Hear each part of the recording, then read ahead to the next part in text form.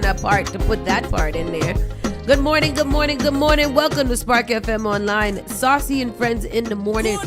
Number one for urban and Caribbean music here in the beautiful city of Boston, Massachusetts. Yeah. This is what we talking about, people. It is Wednesday.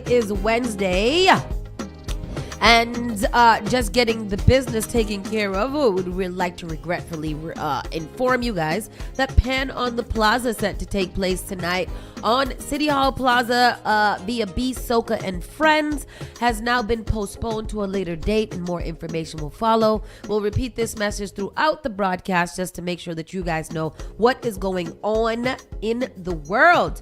But it is a great day. It is Wednesday. We are halfway through the week. Happy Carnival Wednesday. And quick check-in. How y'all doing over there? Good. I'm good. I'm tired. I think it's just due to the weather, though, because, this little dreary, weary, rainy, cold weather makes you feel a little tired. I slept really good last night, though. Did it rain overnight? It didn't.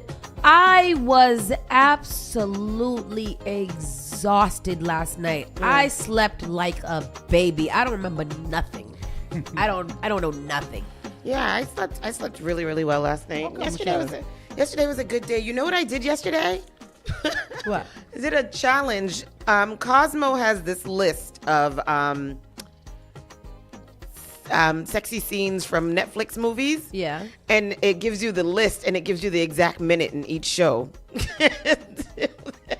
What do you mean? Oh, that they have sex? Yeah. So, I watched a few of those yesterday and judged those, and that was fun. Which ones did you like? Did any standout ones? There's one in a movie with Megan Fox where she plays a robot who was a maid or something like that. Oh, that was a recent movie too, right? Yes. Yeah. What is it called? Megan Fox? I don't know. Megan Fox, you know the Fox. Megan Fox, little hot girl. Robot.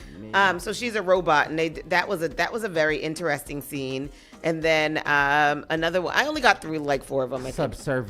Subservience, yes, that movie. And then there's a series, an African movie series called Fatal Seduction, and that one is that's a very, very sexy show, very, very sexy show. So that you got to be careful watching that. What is it called? Subservious? Subservient. Oh, and yesterday I got my nails done, and this is probably my favorite set that I've had in a very, very long time, and I can't stop staring at my nails.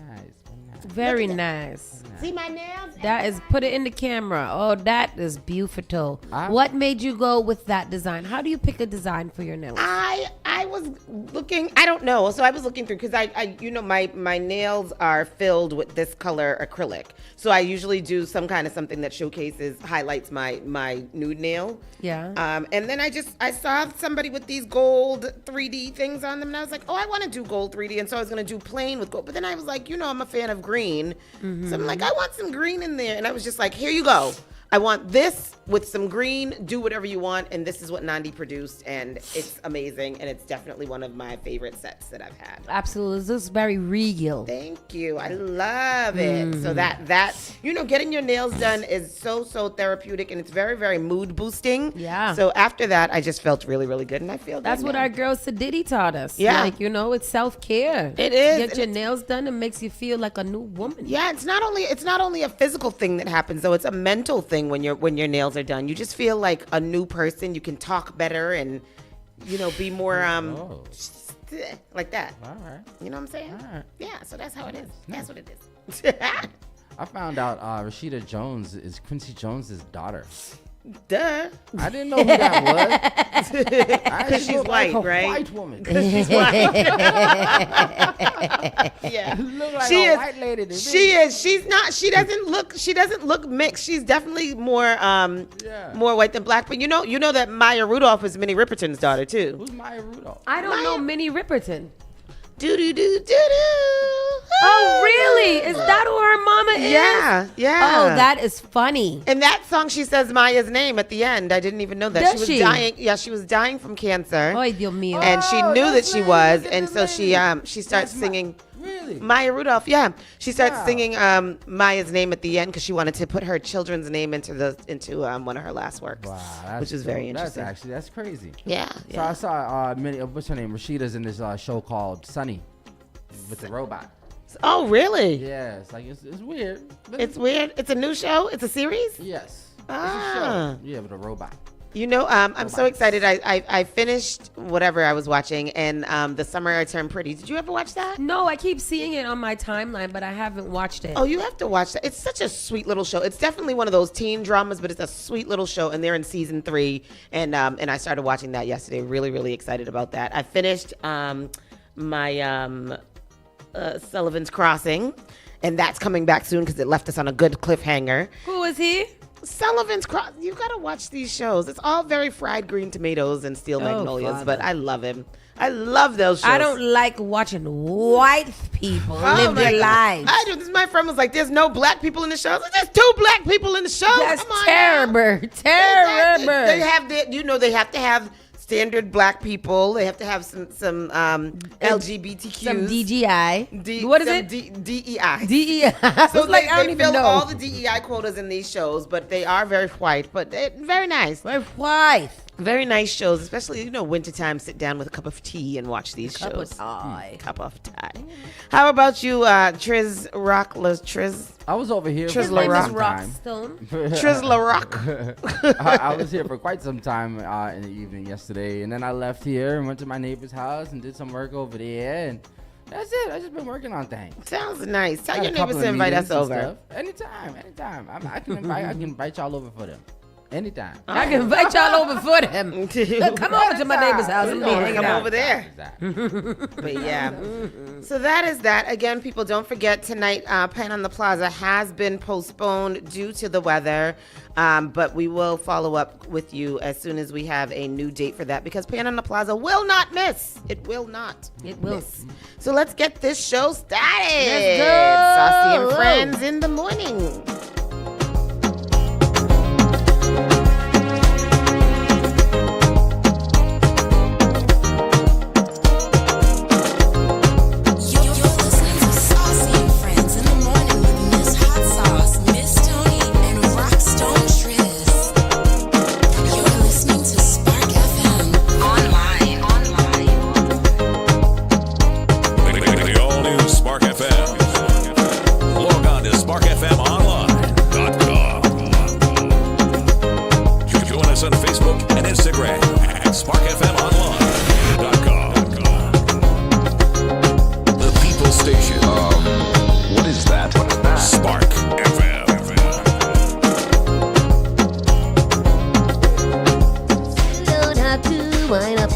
You don't have to wind up yourself. I said, take it easy.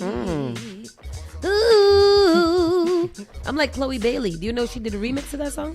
Yes. Yeah. Really? How do you guys feel about it? Did you I don't like it. I don't want to hear it. It's very gentrified. And why do we need that? I feel like, like this, the remix that we never asked for. You know what it is? It's good for him to authentic Caribbean people. It seems, like I see what he's doing. It's good crossover for exposure. Yeah, it's good crossover for exposure. He gets a much, much broader audience, so that's great for his brand. It's not the one that we'll choose to listen to, but I believe that globally people might, and he has one with Sean Paul too. Sean Paul. Yeah, Sean Paul. Oh, Chloe I think Bailey. I like that one. Yeah, so he's expanding. But he's capitalizing off of this one song, pretty much. Yeah. Oh, that's interesting because Yeah. I feel like that's what the other one that's always on the cruise ships does too. He has that one's a. But I saw the video with the white guy singing. Father Phyllis. Yeah. He's not crossed over to anything. No, that's what I'm saying. Oh. He has that one song. Oh, that.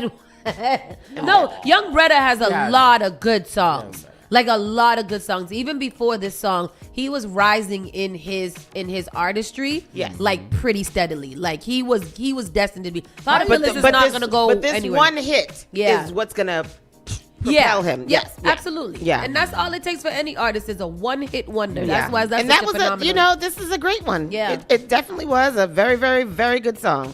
Very good song. Is a very good song. Yes. What was I gonna say? I forget. Brother? I had something to say. Oh, yeah. What you gonna say? What you got? I forgot what it was. I don't know. Let's do the thing, but we can. Let's do something else. Let's do a different thing that we were doing. Let's pivot to where it was, and then we're going to do it. Today is August 20th, 2025. It is approximately 9:29 in the morning, and the weather today is just one of those stay in the house. So this is why Pan on the Plaza has been postponed due to this reason. Right now, it is raining. It is going to be only a high of 66. We're going to fall down to 59, so we don't even got no low to go to. It's raining right now, and will be raining for the next hour. And then from 3 o'clock to about midnight, it will be steady rain, either a heavy fall, light fall, or some other fall. It's going to be very heavy. Yeah. So, it's one of those days. However, if you are still looking for something to do tonight, Spark Media Center and Sir Clark will be having a Pass the Aux event tonight from 7 to 11. Pass the Aux. If you are a local artist and you would like to showcase some of your new music, get some feedback on it, see what's going on, go ahead and stop on by today. I believe it is a free event. There will be, drinks and refreshments available. So make sure you tell your youngins, especially if you have a young artist, to come out and lime. Happy Carnival Wednesday. Yes, I found my friend. Hold on, here we go. Who is this? This is the greatest bend over white style. White. Here we go. Wind up yourself. You don't have to wind up yourself, right? She say, take it easy. Oh. I will do the work. Oh. Yes. You don't have to wind up. She say, take it easy. I will do the work. Yes. I will do the work. You don't have to. You don't have to. Wind up yourself. You don't have to wind up Yes, yourself, sir. right? She say, take it easy. I will do the work. I will do the work. You don't have to. You don't have to. Take it easy. Take it easy. I will do the work. Hey. Take it easy. I will do the work. You don't have to. Wind up yourself. Bless his heart. I like it. That's how I'm gonna sing it from now on. I'm gonna feed some man that line. I mean, look, take it easy. I will do the work. Take it You easy. don't have to. I will do the work. You don't have to. I will do the work. I love that. I'm gonna sing like that from now on. Spoken word, even according to Pastor Troy. You are right. You are absolutely right. I love Let's go. Did you do the weather? I did. All I right, did I'm do the sorry. weather. Oh, sorry. I'm having brain fog. All right, let's get into it. Here's why military helicopters will be flying over Boston this week. Have you guys seen any military helicopters flying over Boston? Not this week. Yeah. Neither me. So it says here, military helicopters will fly over Boston as part of the U.S. Marine Corps 250th birthday celebration happening Wednesday through Sunday. Lots of helicopters around Boston. Residents of East Boston, Charlestown, Winthrop, and Chelsea will likely see increased helicopter traffic this week. The celebration will include 4 military helicopters flying from Logan Airport to the Boston Common in the morning and returning in the evening to display the aircraft on the Common. Other events include public workouts with Marines, the Quantico Marine Band, and a ceremony at Fort Seawall. For centuries, the Marine Corps has had a storied history in Boston, said Colonel J.J. Wilson, commander of Special Purpose Marine Air Ground Task Force 250, the unit leading the Marine Corps year-long commemoration. We're grateful for the support of the people of Boston and Massachusetts, where American Marines have been stationed since the Corps' beginning. The U.S. Marine Corps was authorized by an act of the Second Constantinople Congress. Captain Samuel Nichols established the first Marine Corps recruiting command at Tun Tavern in Philadelphia on November 10th of 1775. So on Thursday, tomorrow, from 7 to 8 a.m., morning PT with the Marines on the Boston Common baseball field. Sign-up begins at 6:30 a.m. Also tomorrow from 9 to 7 p.m. Oh. I was like, what is it? There will be a display of Marine Corps aircraft and equipment with various activities at Boston Common. At 4:30 p.m., Marvin Hood ceremony at Fort Seawall, and at 6:30 p.m. there will be a free performance by the Quantico Marine Rock Band at the Landing Restaurant in Marblehead. There's also other activities throughout the weekend, so Friday, Saturday, and Sunday there will be more activities going on. If you're interested in full schedule of events, visit the Marine 250 website. Nice. Yes, that's very nice. Boston braces to go topless. Topless Day protests as activists challenge the state's indecency laws. Topless. Activists and supporters of the Go Topless movement, alongside the Raylin movement, are set to march through downtown Boston next week in a topless protest. The demonstration, scheduled for next Tuesday, challenges the Massachusetts law that discriminates against women by prohibiting them from going topless in public, a restriction not imposed on men. To pressure state lawmakers, protesters will gather at the iconic Boston Common before proceeding along parts of the Freedom Trail to the State House, as reported by Boston.com. According to the GoTopless.org, this protest is part of a broader initiative which marches also occurring in New Haven, Connecticut, and Providence, Rhode Island. The events coincide with the 18th annual Go Topless Day, highlighting an ongoing struggle for gender equality regarding toplessness. Cassio Perrier, a Go Topless leader, and Raylan Priest criticized the New England states, including Massachusetts, for their illegal ambiguity and gender-biased discrimination in indecency laws, which leads to women facing charges like disorderly conduct for the same behavior men freely engage in. Organized by the Raelians and the local organization Equality. Wow. That's the name of it. Is this real? Yes. Actual news source? Yeah. Yes, this is real. Equality. The Boston protest is seen as a stand against what organizers call the unconstitutional oppression perpetrated by our government upon its own citizens, said Katrina Breeze, founder of Equality. She likened the discrimination against the female breast to historical oppression faced in different contexts within the American landscape. Bree's comments to Boston.com emphasize the severity of consequences women face for expressing a freedom that men enjoy without second thought. The idea that gender should not indicate one's right to be topless in public is central to the Raelian philosophy. Its eccentric founder, going by the singular name Rael, has stated, as long as men are allowed to be topless in public, women should have the same constitutional right, or else men should have to wear something to hide their chest. His words resonate ahead of the protest and reflect a sentiment repeated in previous years, as apparent from survey responses and reader comments obtained by Boston.com. Yes. Look. Yeah. Look at this. Somebody come look at this. Somebody come look Look at at this.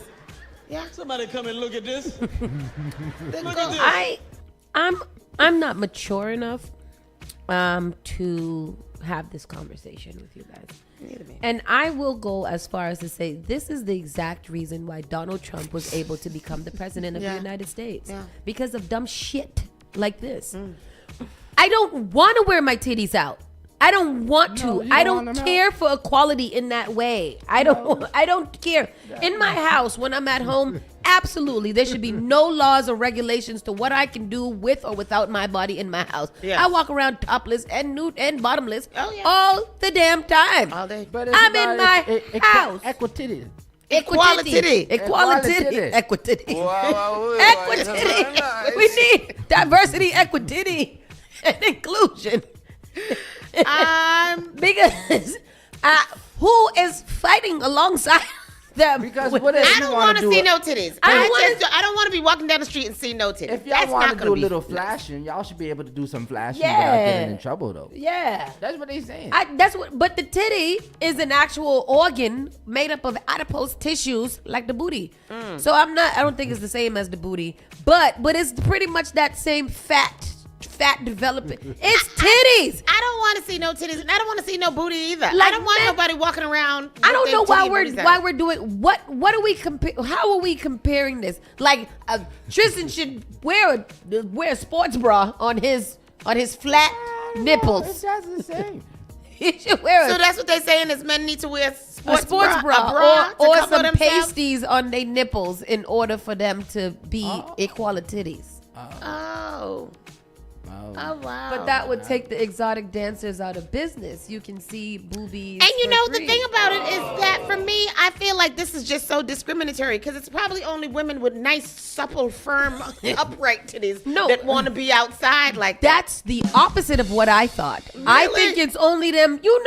You ever been to New York Carnival and every once in a while you see somebody with their titties outside? Yeah. That's what I don't want to see because I be like, girl, that's your titties. And I'm not sexualizing her titties because I'm not sexually enticed by her titties. But you should put those away. First of all, it's a health hazard because most of them is long and they sag a little bit after, especially you have a baby. Suppose you swinging, you get it caught on the train door. You sit on it. It end up under your arm. Wow. It's too heavy, so you put it on top of the pole in the train station. And I you put it on the glass. On a more serious note, men have very, very much sexualized the female breast. You know what I mean? Men get very, very excited about seeing titties. I don't know why. I don't know why. And so that was mommy issues. It's also a health. It's also a safety issue because you won't be safe with your titties out. Yeah. And you will cause car accidents. Yeah. Because these men can't handle titties out. And I feel like if I was just casually riding along or walking along the sidewalk with somebody's titties out, I should touch them. I should lift it up like this or just be like, oh. Or I'd be like, oh, your titties is out. Yeah. Oh, it's your titties. We can't even have a conversation because now I can't concentrate on the fact that you are just out here with your titties out. And then the thing is that like once, say this law is to pass, right? Can you call them titties anymore? No, they would have to be chesticles. They have to be breast. Chest. They would have to be.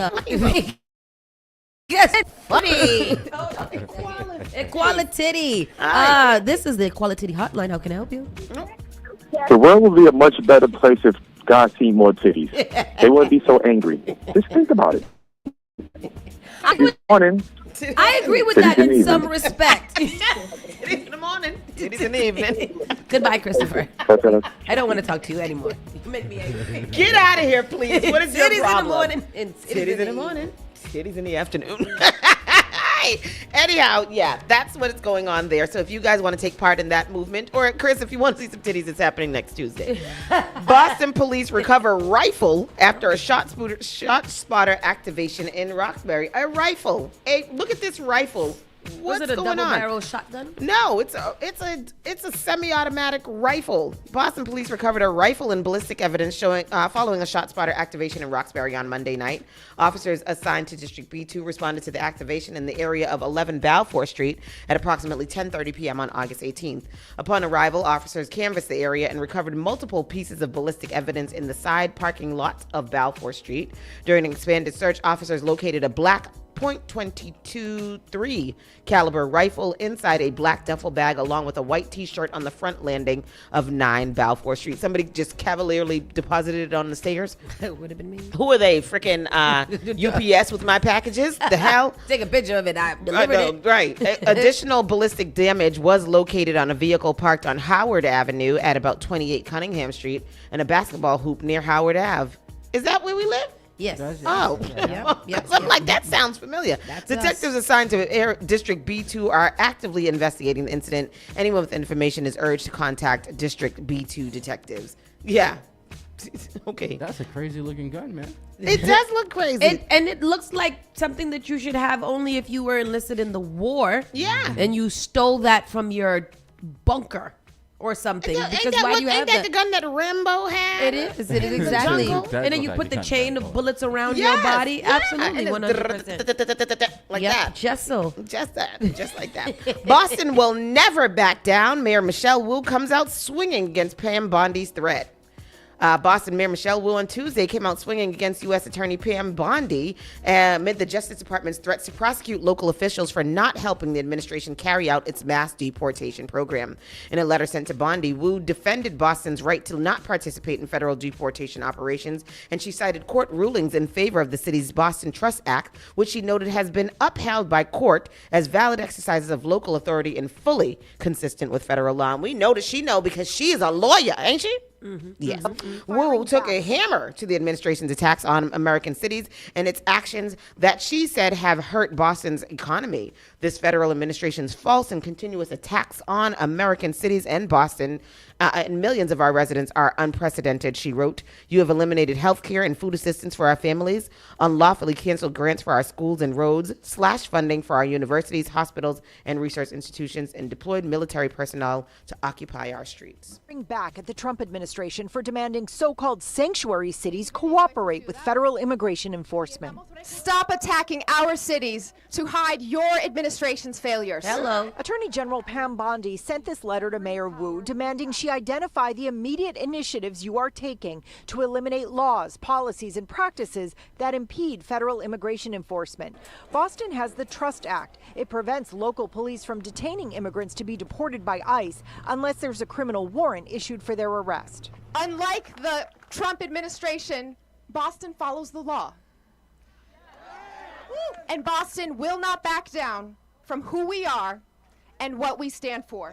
The Trump administration suggests it may cut off federal funding and that local officials may be subject to criminal charges. The administration has targeted Boston. This year, Mayor Wu was called to Congress to testify at a hearing on sanctuary cities. This letter, for all intents and purposes, is a threat. Legal analyst Greg Henning says the administration wants cities to comply. What the Trump administration chooses to do and how far they choose to take that threat, we don't know yet. But what we do know is the Trump administration has pushed the envelope and then some. Mayor Wu says Boston has no plans to fall in line. Boston will never back down from being a beacon of freedom and a home.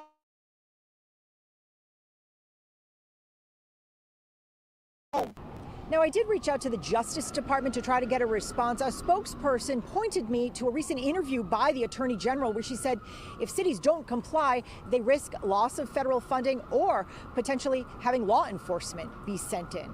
We're live in Boston. Charmin Skitty, WCVB News Center 5. Charmin Skitty. So, yeah, that's what's going on there. And good. Fight For our right to party. Yeah.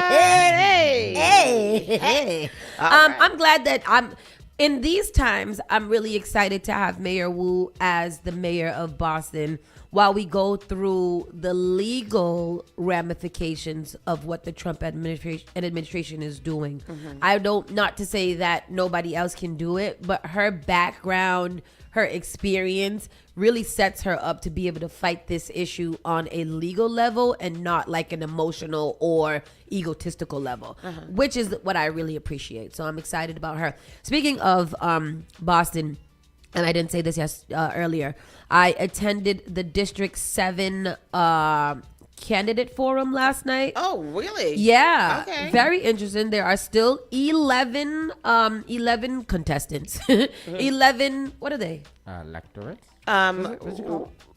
People. Runners.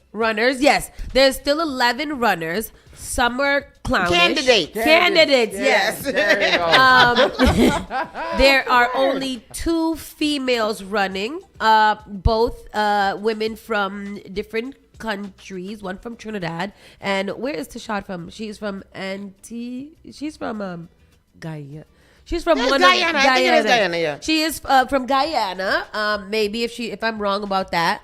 They were really great. We would be good if we had either one of those. Mm-hmm. There is a Wawa. He is more of a laid back, like homeboy type of thing. You know him? I've read up on him. Yeah, I've seen. I was like, who that? Because I had to ask who that a lot of times. Mm-hmm. There was that clown man that if he gets any votes, Boston is not serious. His name is Sean Nelson. He actually bathed and looked like a decent human being yesterday, which was very interesting to me because I've never seen him in all of my days look like a decent human being. Mm-hmm. He's running. terrible clownish situation over there. There is Reverend Culpepper. He is running too. Very strong candidate. There are the two Saids. One looks like he can really kind of get some things done. The other one, I don't know too much about him. There was another young fella from Team SI. I don't know his name. A round character. He's nice. He was very animated and energetic. Thank you. Finn's Fusion just dropped off a little breakfast sandwich. Make sure you guys go visit them at 1191 Blue Hill Ave. Very friendly, customer oriented, and amazing people down there. Y'all should go. They also have $6 lunch meals. So for those of you guys are feeling a little, on the frugal side or just don't got it, go get a $6 menu lunch meal. Tax is absolutely a little add-on. It's 38 cents. Just pay that. $6.38. Relax. You said they have a delicious chicken cheese on cocoa bread. Yes, they do. They do. Who else was there? To be honest with you, that's gonna be. I need them to cut that down and to get serious about who's running. Was Maverick there? Yeah, Maverick was there. Maverick did really, really well too. Our guy Sam Hurtado, he did really, really great too. And what I liked about Wawa in particular, he stood out because there's a lot of questions that we know that city councilors cannot deal with. And he was like, I don't see how that would be my job as a city councilor when there are other organizations that are doing this. I can help to do with safety and, like being a voice for the people to understand. But I'm not going to sit here and promise that I can do all these things when I know that that's not in our power. Is his name Wawa? It is. Well, that's what he goes by. So District 7 has a lot of work to do, and it would behoove them to sit down in a room and figure out who are their maybe top 4 candidates and go that way, because what they're doing still, we're asking all these questions. It was probably end up being like a 3-hour forum because it was just a lot. It was a lot of questions. At the preliminaries? Yeah. What's it called? Primaries. What are we gonna? Do we wither it down? I think we cut it down. Okay. Yeah, we cut it down. It's September 9th. We cut it down. I think the top maybe 4 candidates or something like that move on. I'm not too sure about the numbers, but I really cannot wait until that narrows down, because I think D7 being the blackest district out here needs to get very, very serious about who we're gonna have representing us. I agree. They talked about things like nightlife, housing, arts and culture, like safety. So it was some good questions. It's just too many of them to really actually sit down and focus on everybody's answer and try to make a informed decision based off of that. I think it's clownery, but whatever. It's a lot. It's a lot. That's a lot. And I think, like District 7 is a pretty big district. Why can't we have 2? A city councilor and a city councilor, vice city councilor. Yeah. But we'll see how that turns out. I just wanted to make sure that I pointed that out. And then me and CK tried to go over to Move Your Body at Franklin Park. I don't know how they do it. That is just so many people. Between the friggin' lights in Franklin Park and that event, it was a cluster. It looked like carnival. It looked like the Dominican carnival. I'm going to make everything the Dominican carnival. Dominican carnival. Dominican carnival. So, yes, that was boy that. screaming. Come here. Anyhow, next. Boston police have responded to the allegation that their radios were off. Yeah. So Boston police officers' communication impacted by radio issues only for a few seconds during the violent night is what they say. The radio breakdown occurred during a series of violent incidents after 1 a.m. Monday, including a stabbing and 4 shootings in Dorchester. Boston police defended its communication protocols Tuesday after 2 city councilors said the department's primary radio channel failed for 30 minutes on the same night that the city saw 4 separate shootings in Dorchester. Councilors Ed Flynn and Eric Murphy. Sorry. We was like, hey, we got I was looking out there to see who the heck you was talking to. Busiest nights of the summer. Yeah, this happened Sunday night into Monday morning while officers were responding to several shootings. NBC 10's Minash Kongwari, he's live outside Boston Police headquarters with more on calls for action here, Minash. Well, we've reported on them a lot. It's those Boston City councilors again, this time Aaron Murphy and Ed Flynn, demanding accountability from the Boston Police Department in a letter addressed directly to the Boston Police Commissioner. The catalyst? What happened after Sunday's annual Dominican Festival? 4 people were shot in Dorchester. But while officers were responding to the active scene, the department's main radio channel allegedly failed for nearly 30 minutes, forcing officers to respond without reliable communication tools. All 4 victims are expected to survive. And at this very moment, it's uncertain if any of the incidents are related. No one has been charged. But the counselors say that radio mishap simply cannot happen. Quote, Boston officers deserve the tools and support they need to protect our neighborhoods, and our residents deserve the assurance that public safety systems will not fail in moments of crisis. They are demanding that an investigation be opened to find out exactly what led to that mishap. Now, we've reached out to Boston police, who have yet to respond to the letter, and they have not yet responded to our request for comment. The second they do, we'll be sure to keep you guys updated. For right now, though, we're live here in Roxbury. Manoj Kongwari, NBC 10 Boston. Manoj Kongwari, thank you. Manoj Kongwari. Love him. But yeah, so what's gonna happen now? They're gonna get new ones. I hope so. That was a new one. Oh, that was maybe it was just a. I think that they should have tested it on a time that was not so busy, like on a random Tuesday, you know, start to implement the change over there. But you can't implement something like that right before the biggest season, biggest festival ever. Ever. Ever. Do you think that they thought that it wasn't going to be that big? Do you think that the police were overwhelmed? I do think so. If I was the police and I was looking out at the scene, I would feel like damned if I do and damned if I don't. There's 7,000 more of them than it is us. And they're all over the place in many different sections. Yeah. If I move them from here, they're just going to go to somewhere else. Yeah. Because that's what they do. And they were.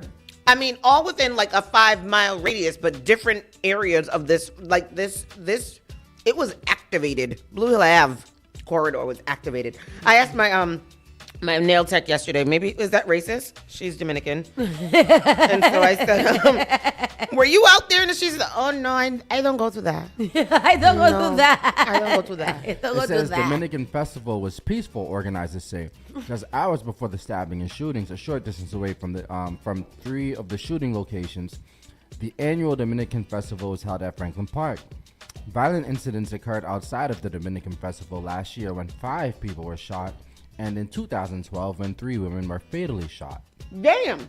God damn, that is dangerous. Fatally shot? You know what? 3 women. I would like to say that I'm glad that the organizers got behind it and said something at all to defend their event. And that's what you're supposed to do. Regardless of the outcome, somebody got to be there to do PR. And that's what a good organization does. They make sure that their event and the public relations surrounding their event does not reflect negatively. And I'm not sure why others don't choose to do that.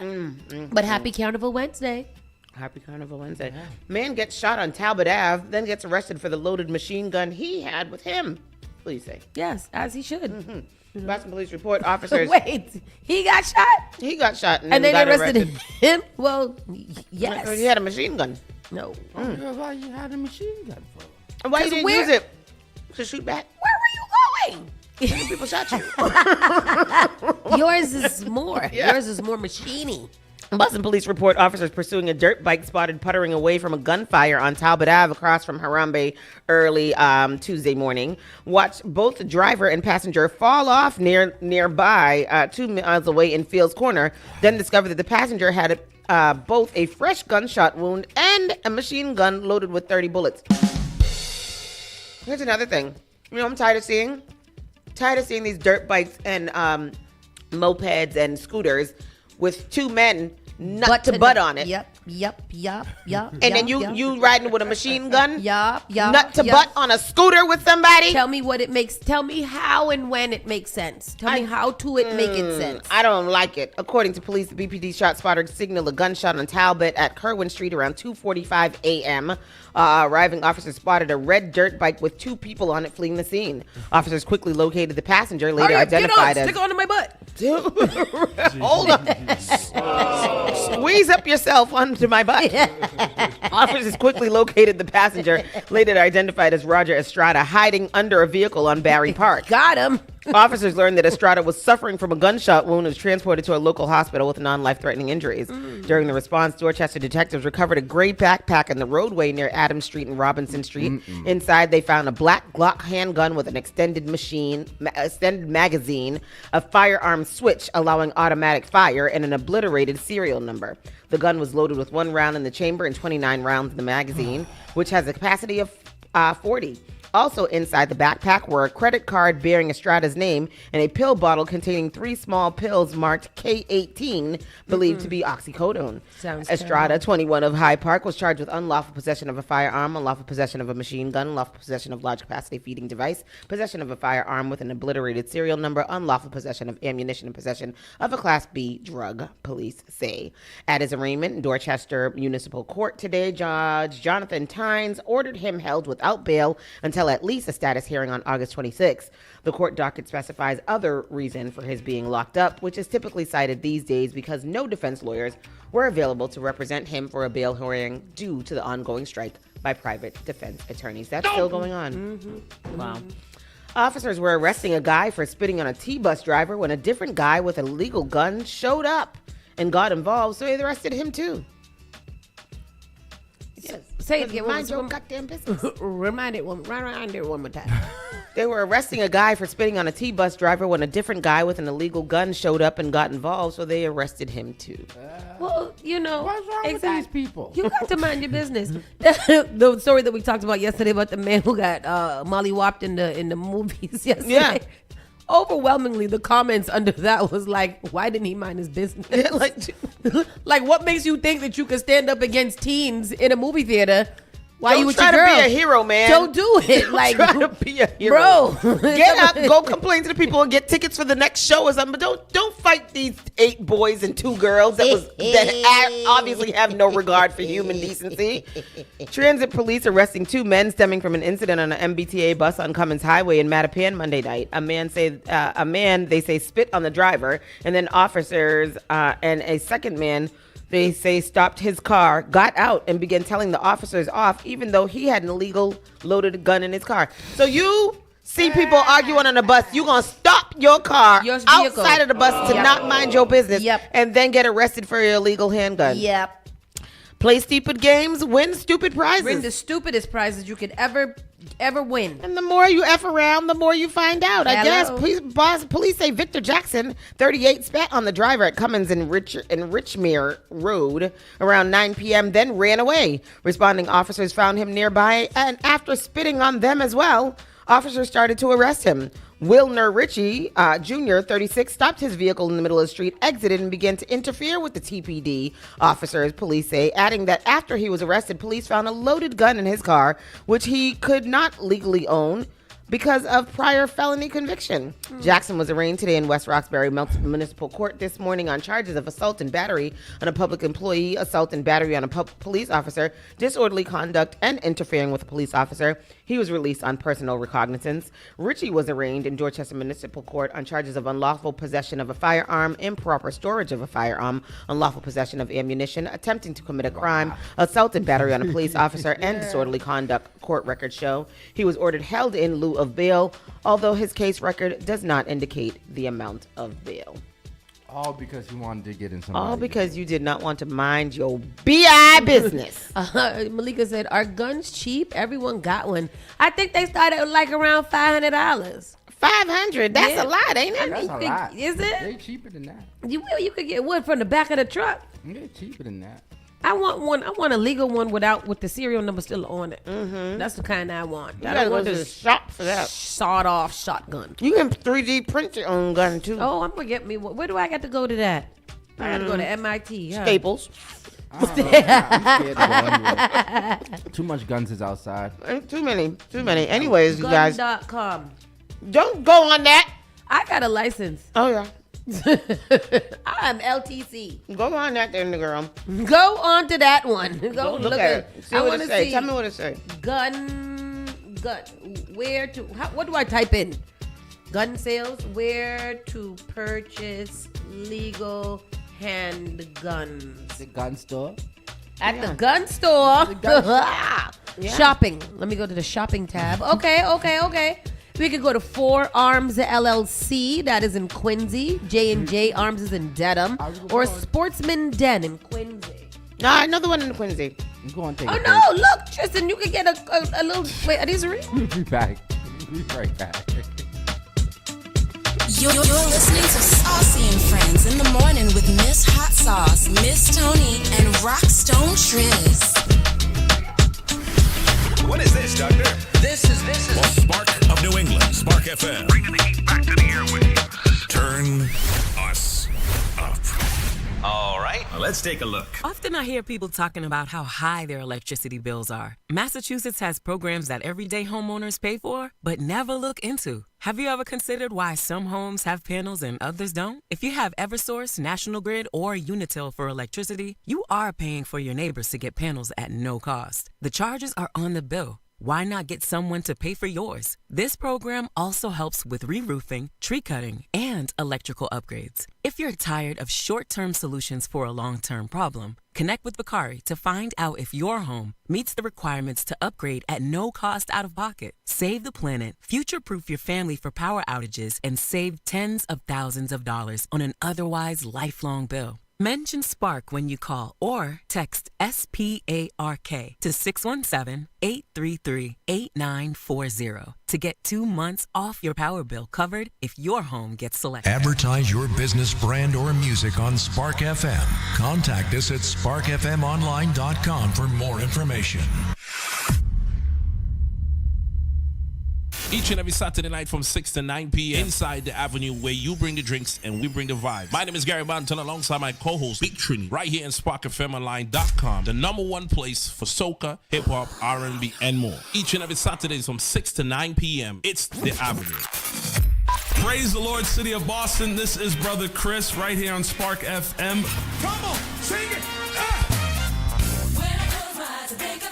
Bringing you Sunday morning worship each and every Sunday morning, 6 to 10 a.m. Let's get our praise on.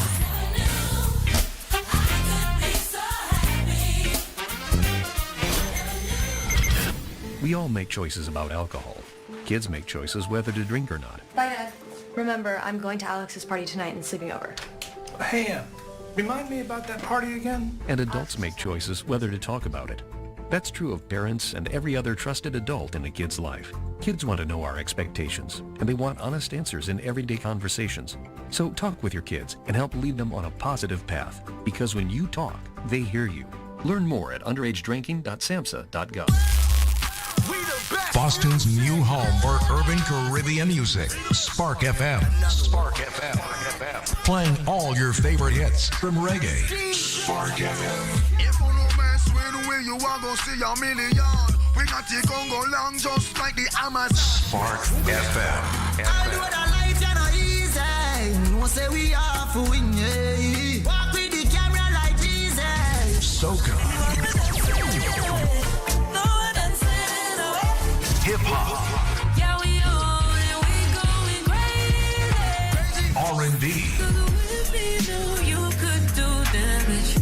You could do damage. Afrobeats and much more. Spark FM. Spark FM. Yeah.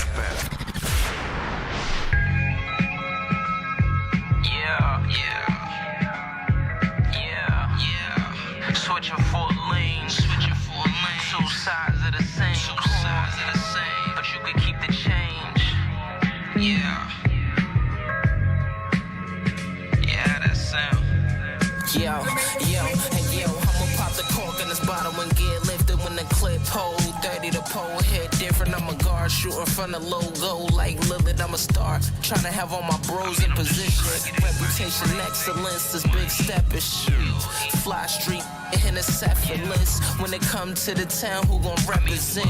When it come to the town, who gon' rep it like this? Near not. I remember when the pack lean, we touch on a damn dollar until we clear product. Yeah, flossy, but I'm still good with all the raw. This is Boston, no crabs in my barrel, just lobster.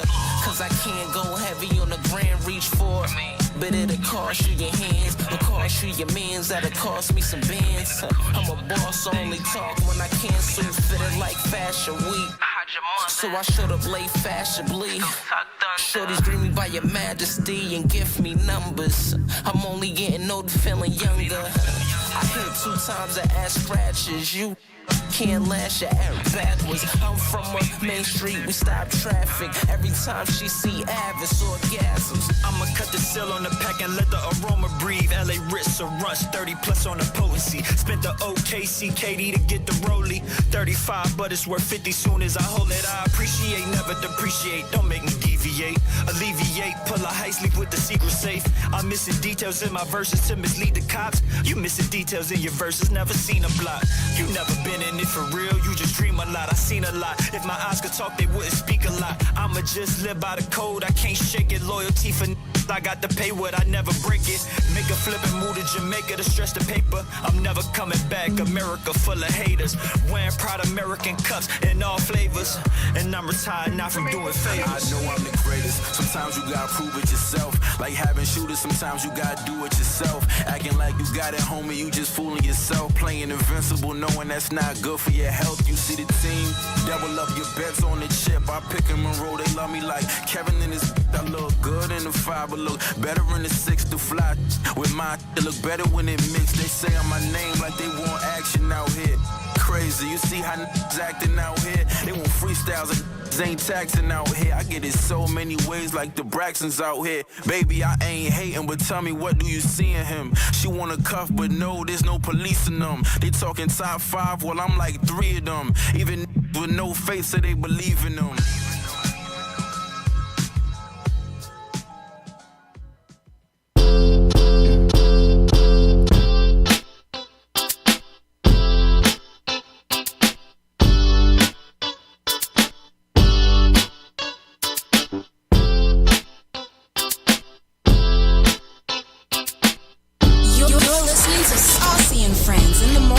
Miss Hot Sauce, Miss Tony, and Rockstone Triz.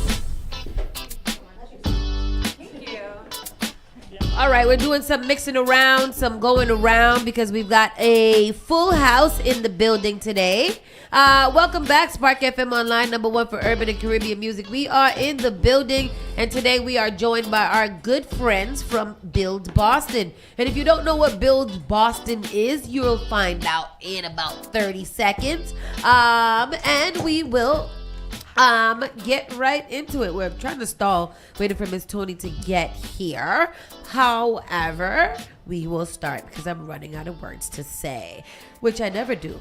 So let's get into it. Welcome, Build Boston. Welcome, welcome, welcome. How are you guys doing today? Great. Very excited to be here. Don't you guys be nervous. We're all friends here. This is like a fireside chat of the sorts.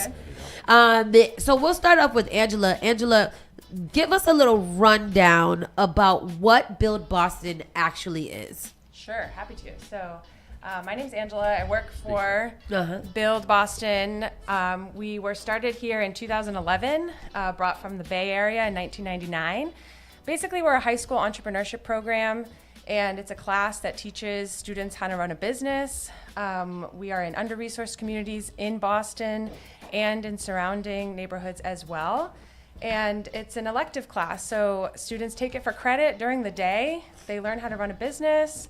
They work with their peers, and we have professionals from the community to come in and work with them as well to start to build their network at a young age. And they can say that they are the CEO of a business, and eventually we want them to be the CEO of their own lives. Yeah, I love this. Why do you guys feel like entrepreneurship is so important that you should have a high school class? So a lot of people that I meet are like, "Oh my God, I wish this existed when I was in Absolutely. high school." Don't we all? And a lot of people take entrepreneurship not till college, but we think it's important to start them young. When you're in 9th or 10th grade, you're starting to build your network. You're learning about what a network is. Yeah. You're building it with people in and around you from your community. Entrepreneurship is sexy now because people want to be their own boss. Yep. And we totally agree. We want our students to be the boss of their own lives, whether they pursue entrepreneurship or decide to do something else. It's a pathway for economic mobility. It's a pathway for business success and savvy, and it just is the way to go. So the younger they are, the more successful we think they can be if they learn about it at a young age. And in these classes, like, what are they focused on? Is it like they're starting to build a business, or they're just learning about it? What's like that curriculum look like? So kind of both. Obviously, we use the word build as much as possible. We're building businesses, we're building skill sets, we're building networks. So we actually have 6 key skills that students are learning. They're called Spark skills. I love it. See, yes. No pun intended. Yes, there was. I know you guys did that on purpose. Yeah. So this is obviously a natural partnership for us. Absolutely. But the skills are communication, collaboration, problem solving, innovation, grit, and self-management. Oh, I love that. And so we feel like those are the skills that contribute to an entrepreneurial mindset and that people are using all the time. And I always say, like, if you're not using those skills in your daily life and your career, I don't actually know what you're doing. Exactly, yeah. Because they're really important. And so that's what we're trying to build with them. And then they actually are introduced to clients in the community that they solve problems for, and they start out on a theoretical basis, but then they make a reality. Do they take these actual businesses and can expand upon them? Because are they working in a group, or is just each one building their own? Yeah, so they're supposed to work in groups because that's the collaborative part. But Love it. And it's good to have a co-founder. Child, let me tell you. And like, it comes with challenges, as you know. But that's kind of the beauty of it, is they problem solve through that. So they become realities in their own classroom and their school community. But we have offered opportunities for them to get out into the community outside of their school, to market their businesses, to sell their products, and also market and sell themselves and who they are, because we want to give them opportunities to do that too. Love this. And you said this is geared towards high schoolers. It is. Okay. Yeah, so it's a 3-year program where, in short, the first year is about building your business, the second year is about the sales and marketing of that business, and then the third year takes all of those skills combined and does a lot of college and career exploration so that students can have their skills so that they are propelled for success after high school. Wow. And how do they do? How do they do successfully? So I excitedly brought somebody with me who can share about how they do. Good segue. But I mean, talking to alums of the program, it's really rewarding to share that they do get a lot out of the Build program because it's an opportunity they would not have gotten otherwise. And again, I wish we were in every school, but they speak really highly of it. And before we get into you, how many schools is it in? So this upcoming school year, we're going to be in 2 schools in Boston. Another course to college in Hyde Park, Charlestown High as well. We'll be at Randolph High, and there's a program, a high school equivalency program in Cambridge called Just a Start. Yeah. We'll be in Gateway Academy, which is an alternative high school in Haverhill, and then a charter school in Salem, Mass. called New Liberty. Do you do any after-school programming? We don't. All of our classes are during the school day. So students are basically going from English to physics to build. I like that. To build. That's nice. Yeah. So the hope is that they're there and they'll show up, and we want it to be a unique class where they're learning things that they're not learning in other classes. What's the history of the program? How did it start? So my understanding is, like I said, it started in the late 90s in California. By a person who was approached by a couple of young people and asked her to invest in they were going to drop out of high school to start a business. And she said, "I'll invest in your business if you finish high school." Okay. And I hope I'm getting that story right, but because the idea is that it was originally started to keep students in school and be engaged with different kinds of curriculum, with like doing a real project, learning a real life skill set, while running a business at the same time. I like that. So that's how really it started. cool. That's so And good. let's switch the scene a little bit. You are Anastasia friend. Anastasia. Stasia? Anastasia. And okay, so tell me, what do you? How are you a part of Build, and what have you built? Oh yeah. See what I did there? Cool. Yeah. First, I want to say thank you so much for having me here. It's such an honor to be here to share a piece of my story alongside the incredible mission of Build and the work they've been doing, and been doing in Build Beyond. I first had Build when I was in my sophomore year of high school, if I remember right, because it was new to my school, and they came in with this tech program class and this entrepreneurship class, and I, as a person who had a deep-seated passion for entrepreneurship, I was like, oh my God, I want to be in this class, because there wasn't any other business class in the school at the time. So I was so excited. But in my mind, I was thinking, oh, maybe it was just going to be another entrepreneurship class. I'm going to learn about how to build a business, how to pitch an idea or something of that sort. Did I know that it would be so much more, and I would gain so much, learn so much, meet so many incredible people. Same amongst me right now. And it's been such a great journey. I remember I had Mr. Benson entrepreneurship class at Excel High School. It was such a wonderful class. I learned so much. My business at that time was called Pro Preserve. Pro Preserve, or what was it? It was a lunchbox that helped to keep your fruits and vegetables. I love it. I need that. Whatever happened to it? Yeah. But sadly, oh my God, I was so sad that we had to stop at the moment, because when we curated our business was during the pandemic time. So at that time, the collaboration between teams were like, it wasn't that strong at the time. Difficult, yeah. It was difficult, but we did make it work. We end up, we sold the physical product at the time. Oh, it's cute. Have you gone on to make more, to build something else? Oh, after that, because that business lasted us till the end of our high school days. Oh, good, yeah. So 3 years, right? Yeah. Oh, good. First, we came up with the idea, and then we go through the step of making it into a business and going through the different design thinking process at that time, and we had to break down the phases of the design thinking process, and went through all of them and try to and then after the end we see how the spark skill came into play with those. So it was a really good journey. Why were you so passionate about entrepreneurship? I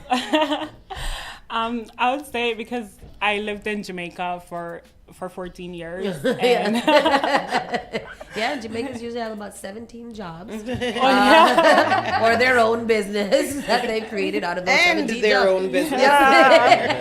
I feel like we have a big entrepreneurship mindset. Though it might not be on a big scale like America, but we still had that business mindset at that time.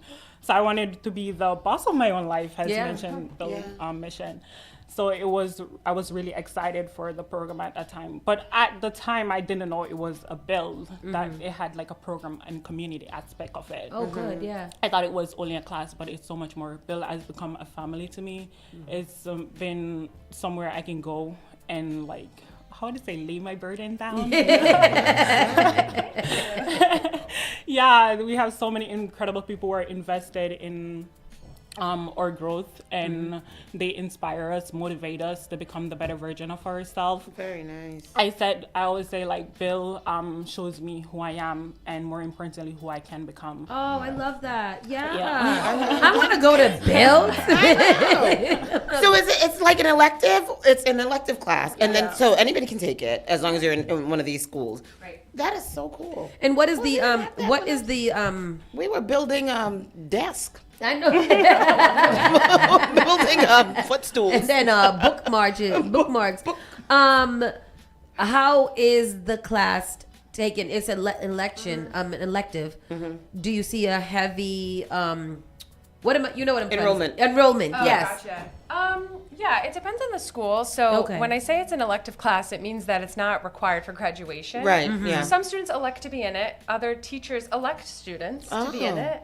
To take it for credit, obviously. But being that it doesn't have any quizzes or tests, I think that's attractive to students. Yeah. The fact that they can make some money, you know, they're not going to probably get rich in the build class, but just to get that skill is attractive. And also, you know, it's an investment in a different way from community members coming in and sharing their experiences with them. So I think the build classroom is a unique place and where there's like strangers in it a lot, but for good. So for the students to talk to build a relationship with, to ask questions and just be exposed to different things. So I see that as an attractive part of it as well. And they get a lot of, for better for worse for them, they do get a lot of public speaking. Oh, good, yeah. Experience, which as we know is all important. And so sometimes or all the time, it's really scary for them. I always found like talking to strangers is easier than talking in front of a lot of peers. I agree. And like I fully agree with person, that. Yeah. talking in front of your peers is really intimidating. But they get better at it. You can definitely see progress throughout the year. I think that's so cool because nowadays, I mean, especially these days, with college being so expensive, a lot of graduates are electing to go on to like, you know, different skill sets or to learn a trade rather than, you know, going on to college. So this is really good because with Build Boston, by the time you're done graduating, you already have your business established. Yep. That is so, I like that. And I want to go back 30 years and do this. I'm glad you said that because one thing that did resonate with me is that I do wish that I had a program like this in school growing up. I probably would have mitigated a lot of risk because I got a chance at younger age to kind of make the big mistakes. Right, in like a safe environment. Let's turn a new leaf to Black Dollar. Mr. Daniel, how are ya? Long time no see, friend. I know, how you been? It's been a long time. What's your role in Build? Besides being an obvious mentor and example of entrepreneurship. I think, so long story short, I think I seen a post on the BECMA message board and I was like, oh, this sounds cool. And then I applied and then I didn't realize I had to be vetted.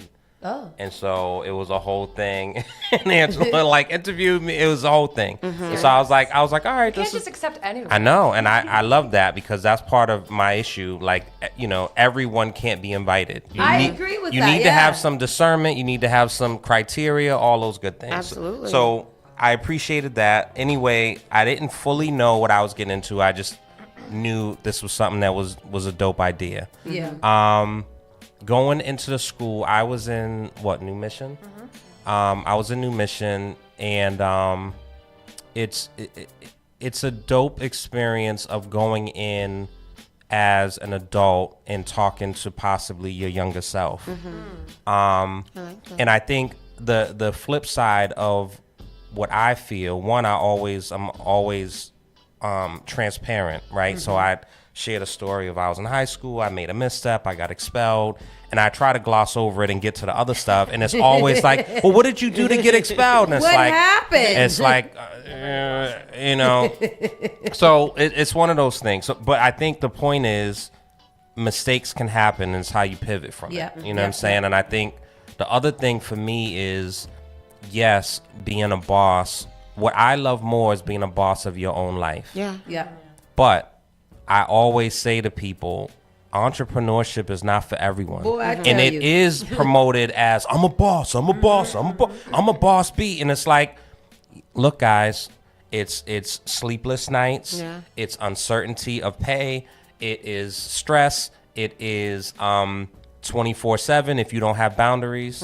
You know what I'm saying? It's a lot of aggravation. It's a lot of disappointment. Boy, I tell you. It's partnerships with people that don't work out, and you believed in people, and people sold you all this fairy dust, right? And so it's not to downplay what it is or discourage, but I think in an era where it's social media and everyone sees the highlight reels and they see the finished product, they don't see, you know what I'm saying? They don't see you.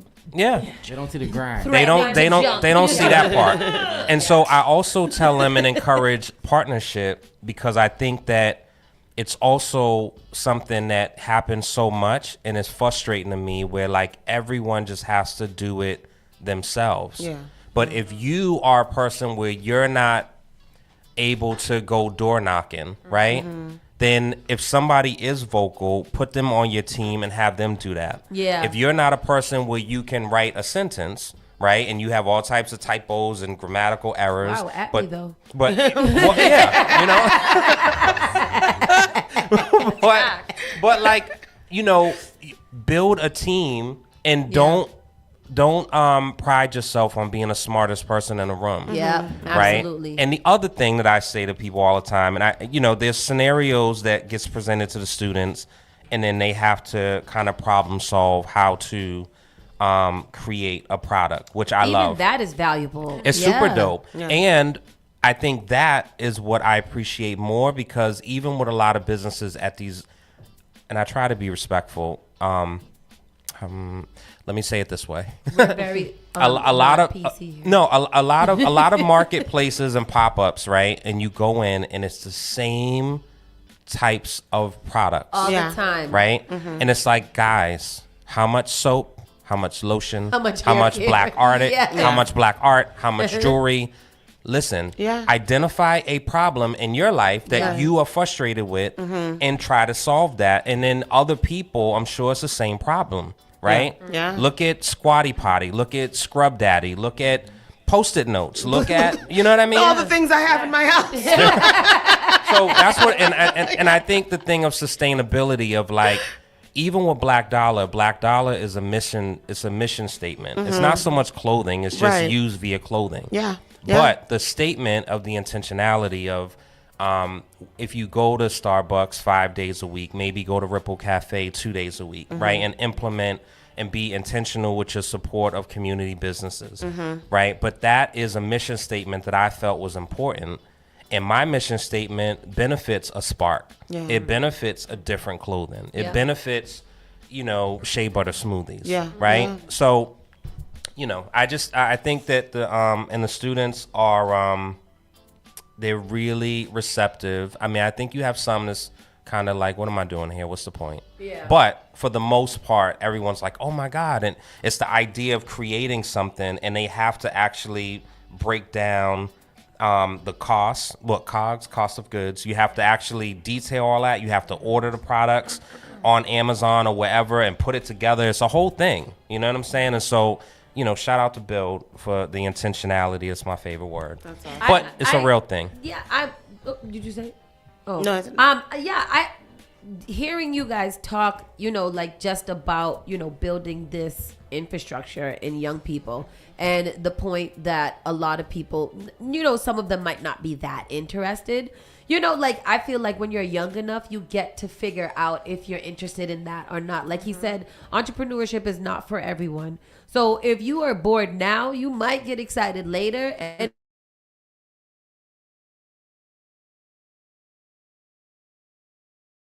if you're excited, not for, in your experience with Build, did it like put a fire in you to want to do more entrepreneurship, or were there times when you were like, I can get a job, another job? Yeah, definitely. I think that's such a good point. Yeah.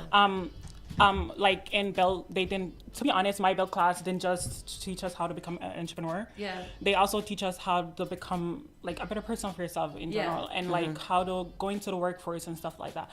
I would always say like my class and our Build class at that time, whether your path after high school was going to college, going to year up, or starting a business or entering the workforce, Build made sure that you were prepared for that path. Well, see, I like that. Yeah. So Yeah. it's for entrepreneurs, but again, you might figure out that that's not you. So I figure out in Build, where I want to be. So I love it. I want one. Me too. I mean, so many new things have come about. Yeah. You guys are getting great feedback in the comment section.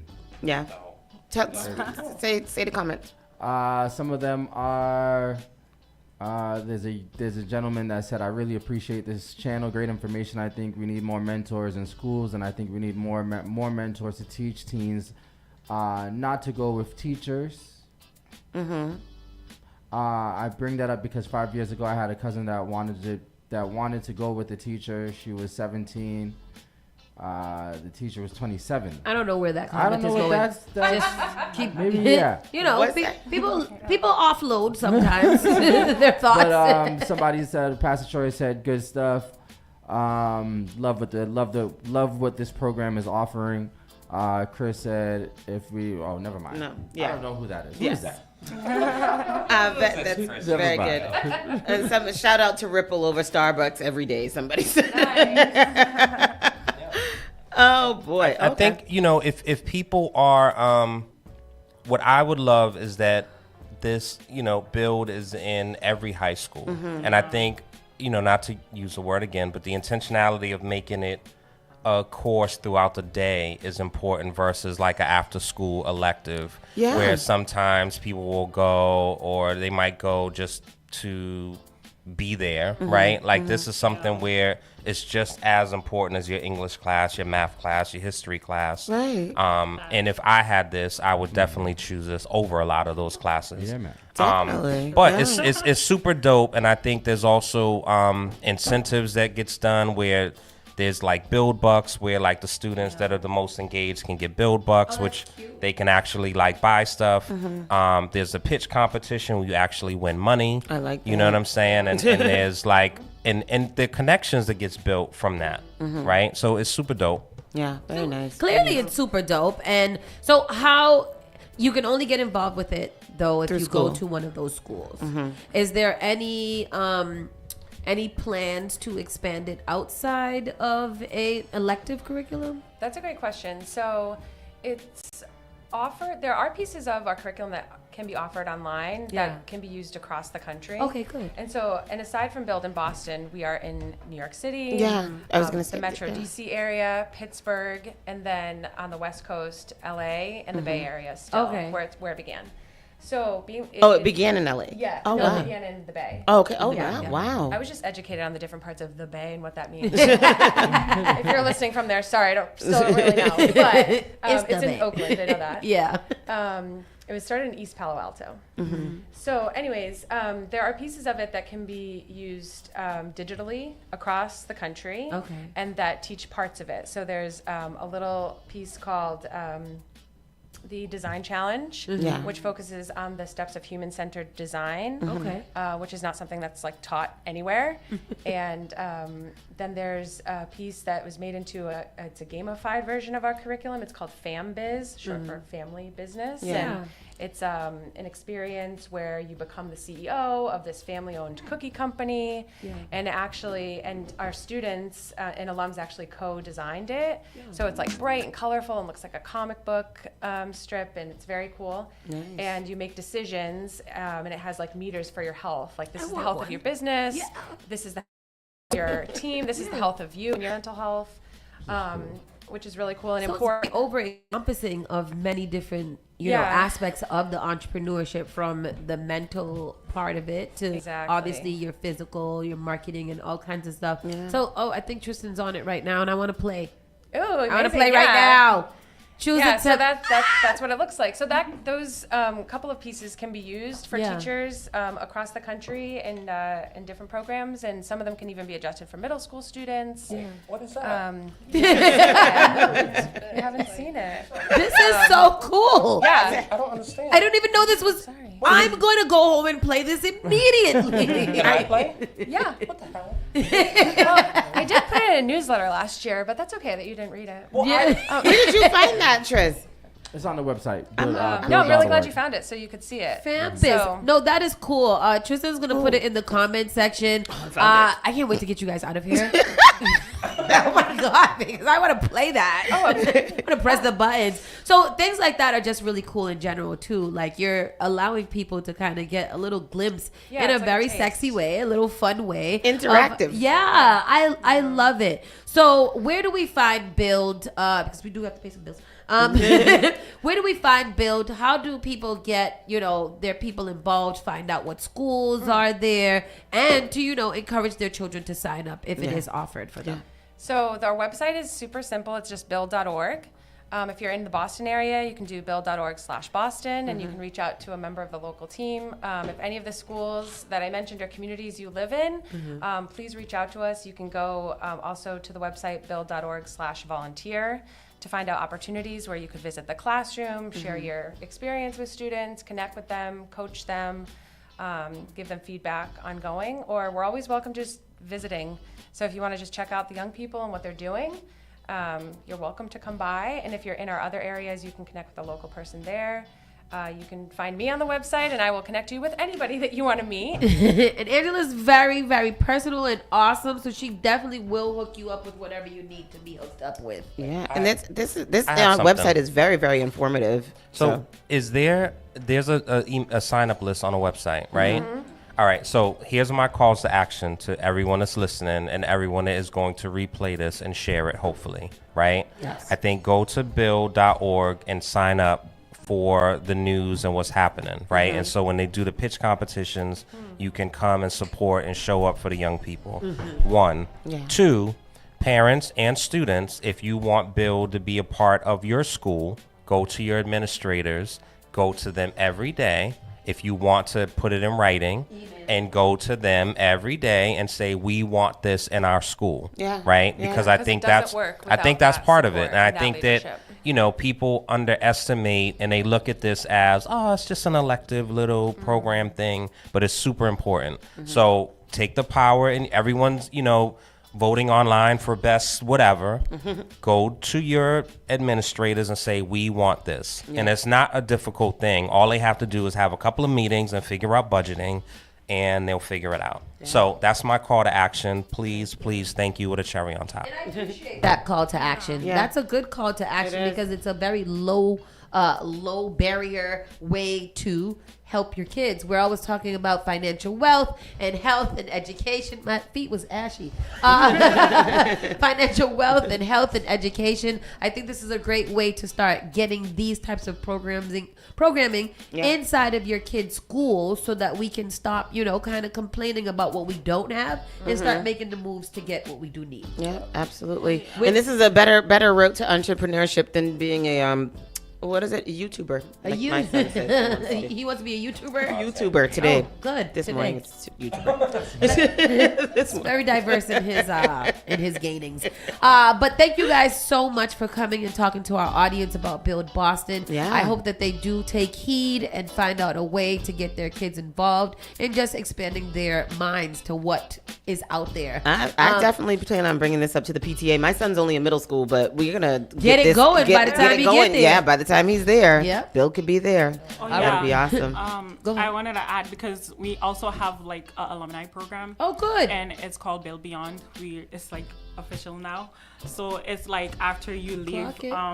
Yeah, they have T-shirts and a logo. Oh yeah, On the and website. I have the pleasure of serving as the vice president. We have Okay, an incredible entrepreneur. team. You know, yeah, we have an incredible team, and we have networking event workshop. And so much more community events where you can come and connect with your community and give back in ways that Bill give to you. Because I always like Bill members always say like we want the Bill spirit to live on after high school, and Bill Beyond give that opportunity to like continue your journey with Build.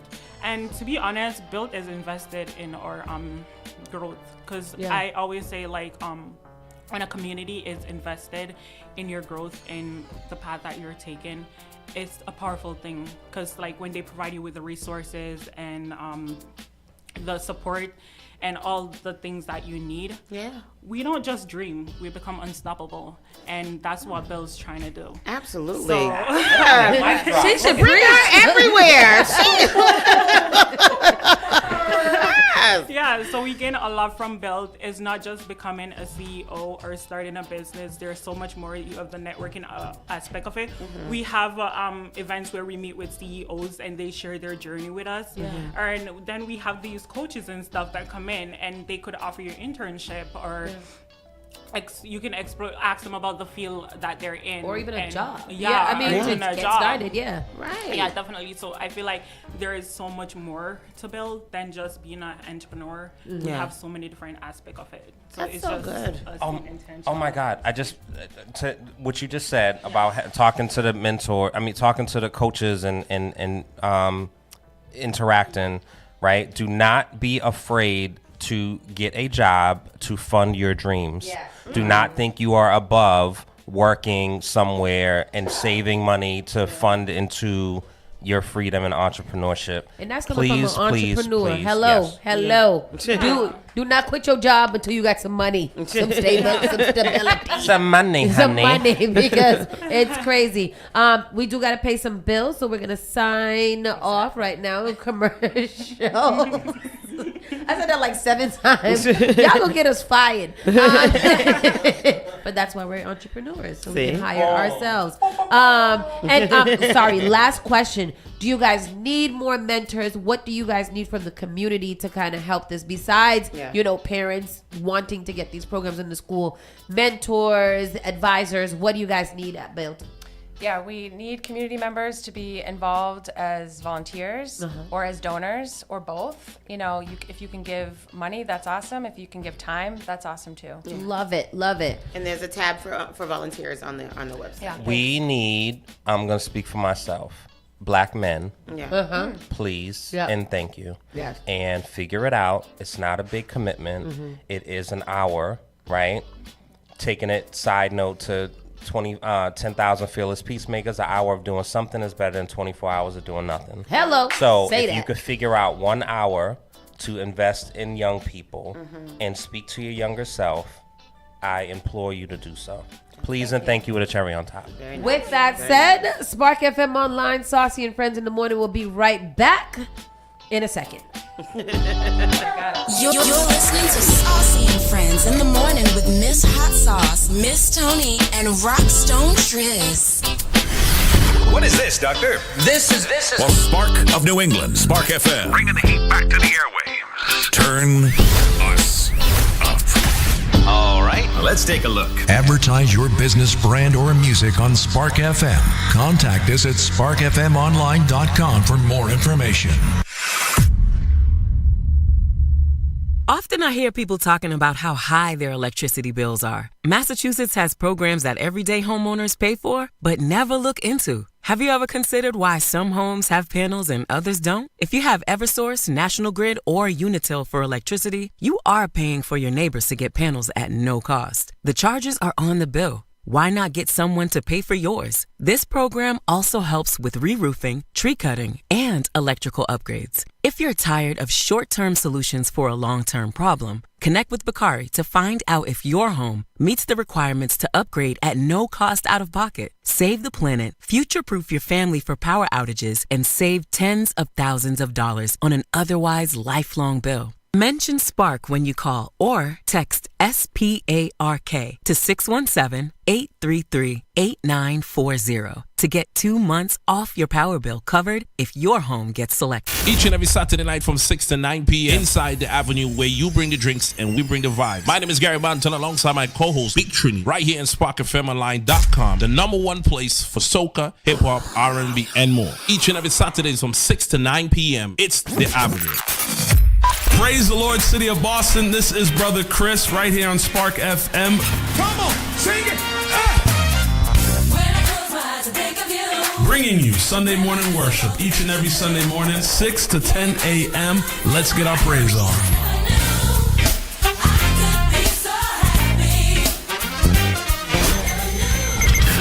We all make choices about alcohol. Kids make choices whether to drink or not. Bye, Dad. Remember, I'm going to Alex's party tonight and sleeping over. Hey, remind me about that party again? And adults make choices whether to talk about it. That's true of parents and every other trusted adult in a kid's life. Kids want to know our expectations, and they want honest answers in everyday conversations. So talk with your kids and help lead them on a positive path, because when you talk, they hear you. Learn more at underagedrinking.samhsa.gov. Boston's new home for urban Caribbean music. Spark FM. Spark FM. Playing all your favorite hits from reggae. Spark FM. you are gonna see a million. We got the Congo long just like the Amazon. Spark FM. I know that life is not easy. No say we are for win, yeah. Walk with the camera like Jesus. Soca.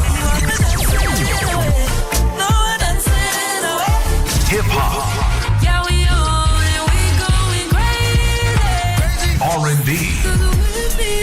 You could do damage. You could do damage. Afrobeats and much more. Spark FM. Spark FM.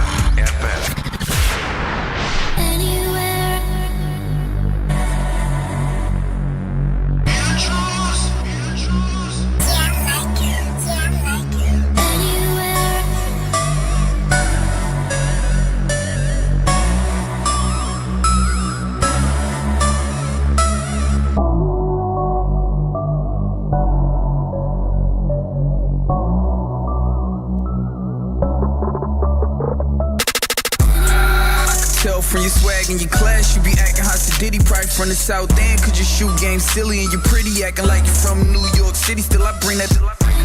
She my rocks, babe rider, look me dead in the face. Even though I know she lying, but I like her cause she real. If I ever go to jail, she be the first one to write me. Still I bring that. Been around the globe when I'm getting off the road. Hit door, trust that she gon' have a good week. Plus go to war with your score, with your talk back till she get bored. With you bring that. Miss High Park, walk dogs, and she only like ball players. Ambition, plus she got tuition paid. Went to school to be a fashion major. It's everlasting, baby. I love these girls from my city. I can tell by your swag where you come from in my city.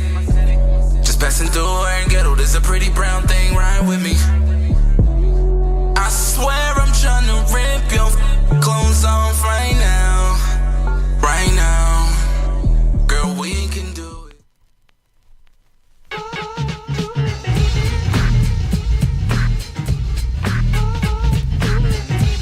I do the Humpty Dump. I do the Humpty Dump. Not the Humpty So Dump. live to the tunnel, but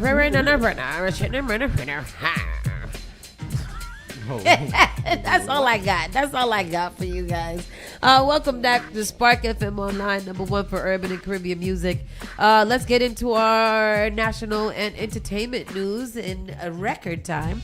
Trump wants to get rid of mail-in voting. It's become an increasingly important part of American elections. Trump wants to do whatever he wants to do, and y'all should be scared.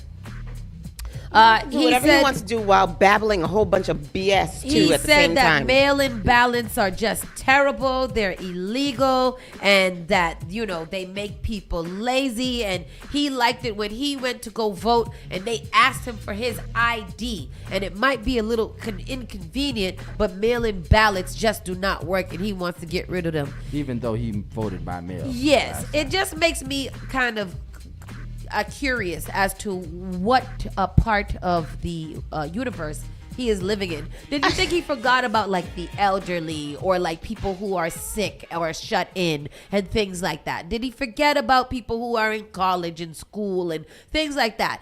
Or he just didn't care and didn't remember? I want Donald Trump to go dig a hole. Go dig a hole. In the sea. Go dig a hole in the sea. At the Gulf of America. Go dig it. Tired of him. And that's the bad thing about Donald Trump era. I remember I was doing radio during his last administration.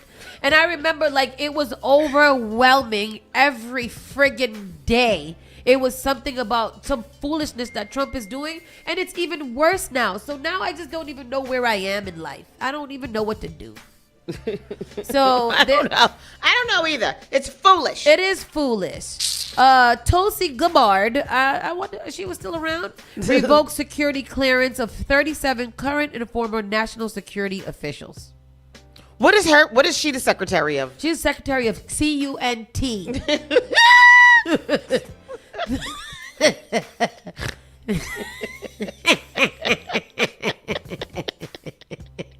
That's ridiculous. Everything is ridiculous, right? You just got to be like, that's ridiculous. That's stupid. That's stupid. That's equality. The U.S. government security clearances of at least 37 current and former national security officials have been revoked by the Director of National Intelligence. How is she going to be the most unintelligent person as the Director of the National Intelligence? This is America. Those impacted included people who were involved in conducting an assessment of Russia's efforts to influence the 2016 election, as well as members of former President Joe Biden's National Security Council. According to a person familiar, the person noted most of the intelligent professionals impacted are not household names. The revocations were first reported by the New York Post. In an ex-post on Tuesday, Gabbard confirmed reports of the action to revoke clearances, writing, "Being entrusted with a security clearance is a privilege, not a right. Those in the intelligence community who betray their oath to the Constitution and put their own interests ahead of the interests of the American people have broken the sacred trust they promised to uphold, and I am a gun." What the hell? That's what she said. In your I'm gonna stop national- saying that on radio, but still, I feel like she should get it. She didn't say that. She did say it. She said, "I am the biggest CU that you guys have ever seen." Can't in all my life." understand normal thinking. And thank you Current for and bringing- former national security officials no longer have security And she has clearance after the meth Trump face. administration revoked that authorization. Trump Oh, officials no. say this focuses on people who allegedly failed to protect classified information and politicized intelligence. The AP reports the memo did not offer any evidence to back up that claim. Trump also revoked the clearance of Biden, Harris, and others.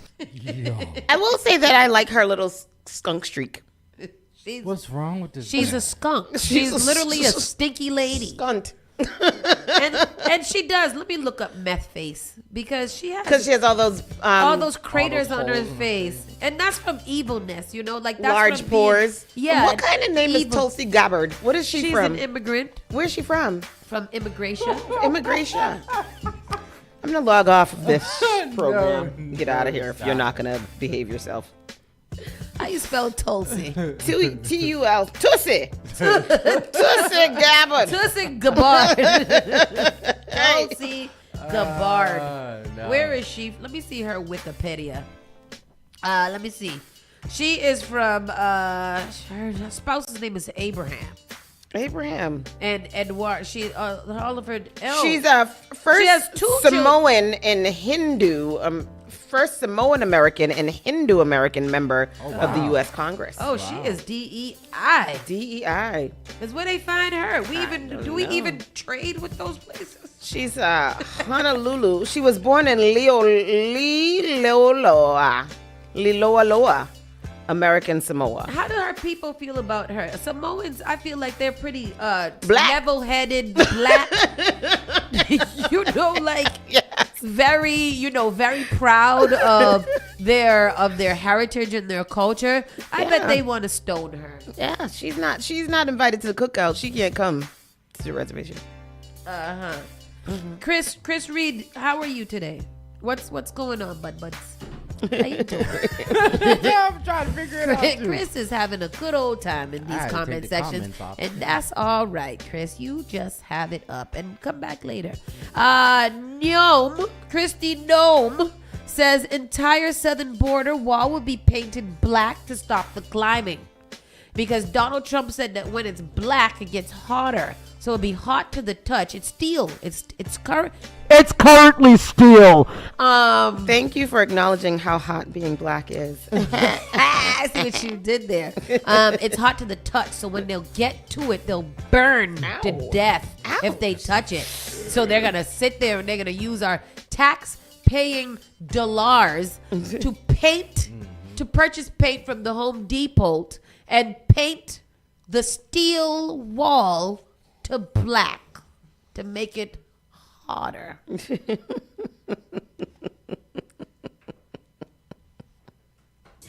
That's my laugh.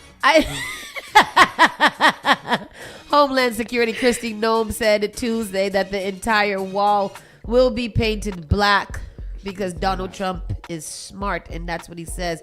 Will be painted black, is going to be painted black to make it hotter and deter illegal immigration. And an idea, she said, was specifically at the request of President Donald Trump. Like, he literally woke up and be like, you know what?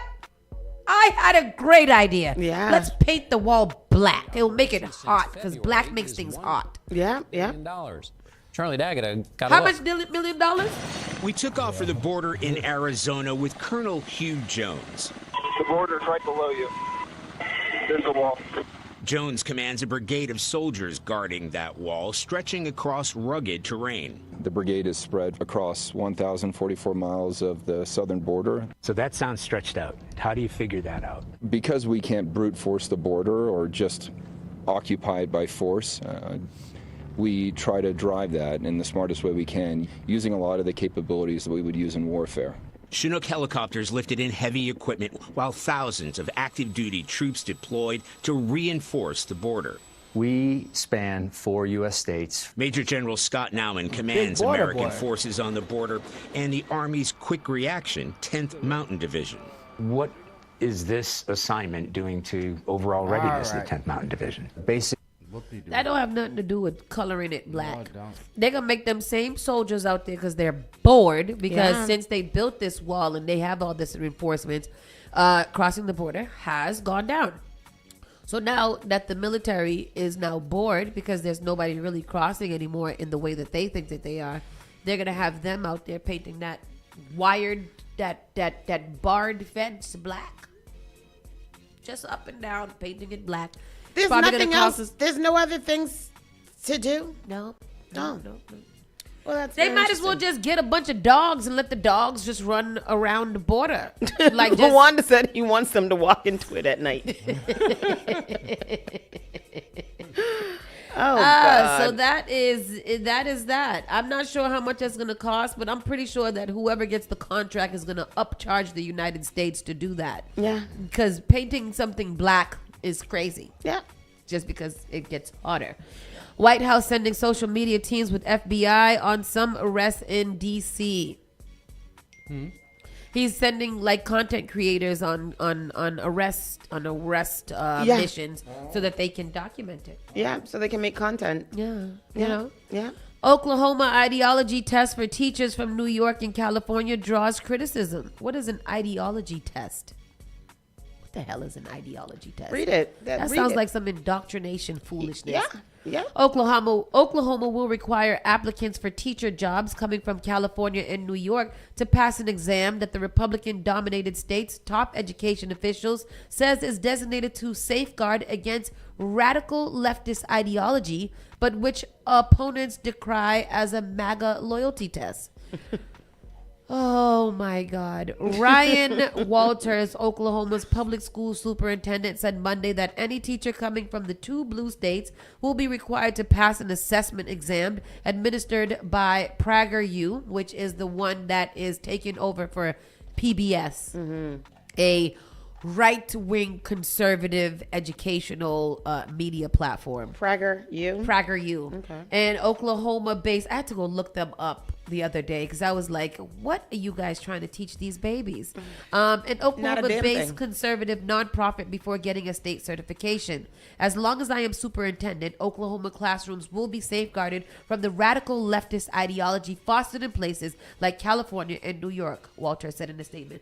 I would be more interested in know who the hell is going from New York and California to go in Oklahoma. Where is Oklahoma? Where is it? Oh, it's the Texas Panhandle. Oh. Good to know. Yeah. Moving on from the foolishness that is this administration, Hurricane Erin takes aim at U.S. East Coast. Knock it down, Erin. Knock it down. Who was it? Erin Murphy? That's us. Who was it? No, where is not it? Erin Murphy. She's gonna write a letter to it. Erin Hurricane.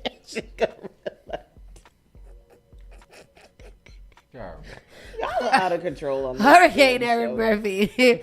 I like Erin Murphy. She came to kitties on the plaza. She came to kitties, and I like Erin Murphy. Me too. I missed Ed Flynn though. He wasn't there, so maybe I have to retake my loyalty towards him. Hurricane Erin was taking aim at the U.S. East Coast on Wednesday morning, according to forecasters who are warning Americans of life-threatening rip currents along beaches that could persist for days. The storm was located about 555 miles west-south southwest of Bermuda and 455 miles southeast of Cape Hatteras in North Carolina. All right, that's not. I heard a lot of the in my cruise group, the Melanin at Sea group, a lot of people were complaining because there are a lot of cruise ships that are out in the water right now, and one of the Carnival ships is very close to the eye of the storm. Oh, wow. So they were concerned. Oh, they were concerned. Oh, wow. Well, God bless those people. Yeah, because that sounds crazy. And this next one, Tony, this is for you. Over 5,000 pounds of cheese recalled by FDA due to contamination concerns over serious, sometimes fatal bacteria. What kind of cheese is it? As much as mustard. More than 5,000.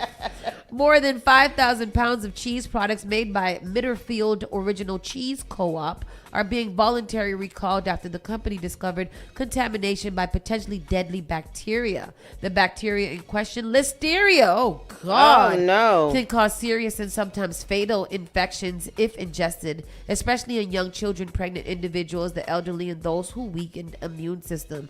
The recall comes just days after Wegmans grocery store of the East Coast discovered Listeria contamination in their medium camembert soft ripened cheese. Oh, I don't eat camembert. Why would you get that? It's camembert. Camembert. Stephen Colbert. Which products were affected? The recalled cheeses were produced on June 16th, June 24th, and July 16th, and sold in retail stores across the states of Ohio between July 14th and August 7th. Oh, Ohio. All right, so let's get rid of that. Yeah. Y'all just don't go to Ohio and eat the cheese. My cheese is good. And I only eat the hard kind anyways. Like cheddar, feta. Feta is soft, right? It's crumble. Oh, I want a salad with feta cheese on it now. Oh, that sounds nice. Don't you like that? With a tomato. Sorry. And a pepperoncini. Right into entertainment news, and we're going to go into this quickly. Justin Bieber impersonator dupes Las Vegas nightclub and sings on stage. I was seeing this. He did good. He did? He did really good. And he do look like Justin Bieber a little bit. Justin Bieber? Donny Osborne remembers the very offensive career advice Michael Jackson gave him. Donny Osmond. Yes. That same one. Who is Donny Osmond? He's part of the Osmond family. Donny and Marie. Remember they used to sing together? Oh, Donny and Marie was not the Osbournes? No. That's Ozzy Osbourne. And Cheryl. Both Osmond and Jackson rose to popularity at a young age as part of their respective family bonds before eventually going off to start their own successful solo careers. But Osmond initially found the transition from child star to adult singer difficult and asked Jackson, who died in 2009 at the age of 50, for advice as a result. The name Donny Osmond was a joke years ago. I want to know what Michael Jackson said. In fact, the singer then explained he said, "Your name's position, Donny, you got to change your name." Osmond recalled, laughing. "It was very offensive," Osmond said. "It was tough to hear that, but he was right, because in the 89, radio stations all across the country played my music but didn't say my name." Oh, wow. He concluded, yes. He concluded, "And they did me a favor by not saying who I was, and it became a hit. Then they found out it was me. And then I wasn't no longer a hit." That's terrible. I don't care. All right. So, because what? Black China shares rare photos with daughter Dream Kardashian. That's sweet and beautiful. Jamie Foxx reunites with ex-girlfriend Alice Huckstep despite being cured from dating white girls. Remember he said that in his last video. Yep, that's good. Is he dating any black women yet? No, he's reuniting with that one. How? They ain't no pretty black woman that he would like to be in a loving relationship with, ever, over, anywhere in this world. With a black woman? Not even the exotic type. That's because both of his children are half white, right? Yeah. So I don't. Not even a little light skin, the black girl like my sister. Nobody. Wait a minute. That's crazy. We the same. We the same. We're not. And we've established that a long time ago. What? You got to cut it out. We've got the same. We have the same. No. Coleman Domingo reveals he almost accidentally joined a cult. Yeah. MAGA? No, I don't think it was MAGA. Unity Plus. Unity Plus, probably. You're gonna get cussed out. You're gonna get trolled. Samuel L. Jackson and Latanya Richardson Jackson marked their 45th wedding anniversary Very in high nice. style on a boat in Cairns. Oh, good. Cons. Mm-hmm. Look at him. He got a beautiful black wife that he loves. And she's very successful. She's a Broadway actress, and she's amazing. She got an EGOT. She probably no. And Megan Thee Stallion says she makes the meal for Klay Thompson every week. He's got a meal of catfish and spaghetti with some King's Hawaiian rolls, and he loves it. Disgusting. Megan Thee Stallion is quite ghetto. And I love her. Yeah. I love her. But I was watching that golfing video with her and Yeah. him, and it just seems like such an odd matchup to me. Mm-hmm. So odd. She's very ethnic. Yes, very and he stereotypical. are not. Mm-hmm. Yep. Yeah. And with that said, that sounds disgusting. Yes, it does. Fish and spaghetti. Yeah. Catfish. Oh, yeah. With that said, people, we're going to slide on over to the side. You know what I learned the other day? Sorry. Catfish have more teeth than sharks. I learned that the other day when me and the boys were watching Interesting Facts. Catfish got mad teeth. That's because gross. they're mad little tiny teeth. They look like little piranha teeth. Yeah. They just line up the whole entire body of the catfish. Yeah. Catfish is good. You eat that? The Bible says you ain't supposed to eat catfish. You're not supposed to Don't eat have catfish. The scales. Bible say that. Mm-hmm. They don't have a scale? It don't have scales. It don't have no scale, and it's a bottom feeder. Is it? Oh, they do. Because don't you put catfish in your aquarium to clean the clean the thing? bottom. Yeah. Yeah. That nasty. Mm-hmm. Yeah. All right. All right. You guys be blessed. Don't forget, Pan on the Plaza is canceled for tonight.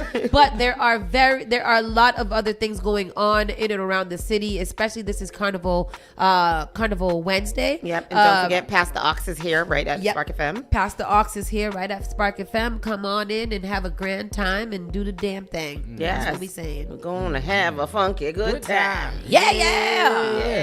All right, people, be blessed. Bye. Bye. You're listening to Saucy and Friends in the morning with Miss Hot Sauce, Miss Tony, and Rockstone Triz. You are now listening to Spark FM. JP Morgan Chase is making a global commitment to break down barriers to drive inclusive economic growth all over the world. We believe there is a pressing need to help more people move up the economic ladder. That is why we are investing in communities and people to create an economy